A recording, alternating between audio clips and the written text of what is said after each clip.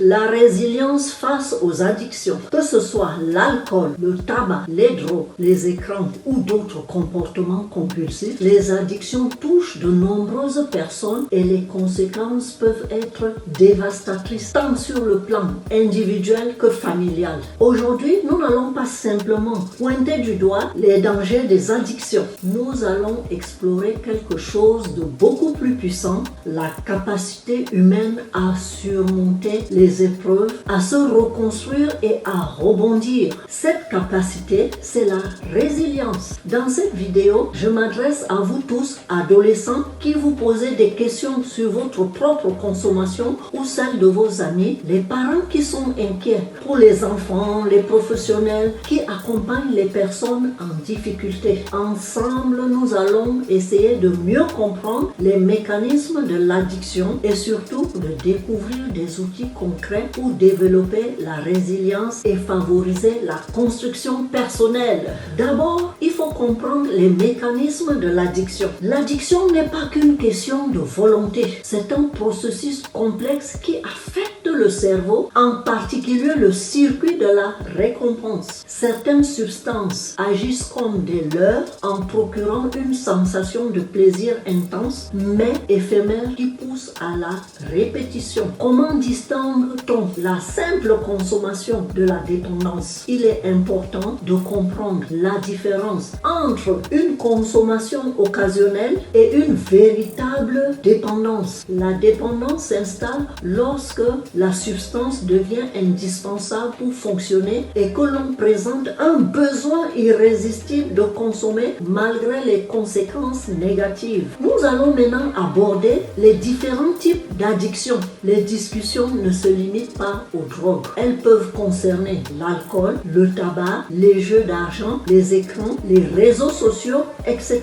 Tous ces comportements ont en commun un mécanisme de dépendance, les facteurs de vulnérabilité et les facteurs de protection. Certaines personnes sont plus vulnérables que d'autres face aux addictions en raison de facteurs génétiques ou environnementaux ou psychologiques. Mais il existe aussi des facteurs de protection comme un entourage stable, un équilibre émotionnel et des activités positives. Le soutien de l'entourage, qu'il s'agisse de la famille, des amis ou de professionnels, est essentiel dans le processus de guérison.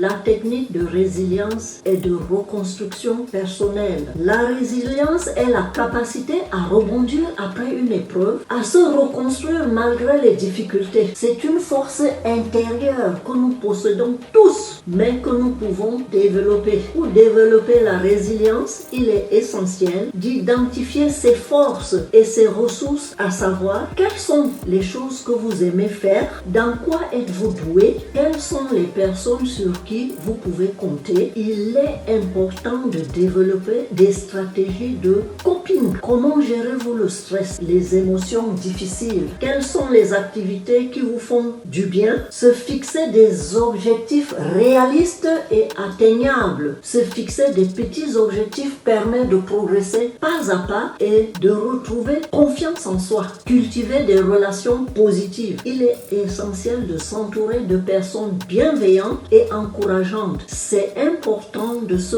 reconstruire. Chercher de l'aide professionnelle si nécessaire. Il n'y a aucune honte à demander de l'aide. Les professionnels sont là pour vous accompagner et vous soutenir.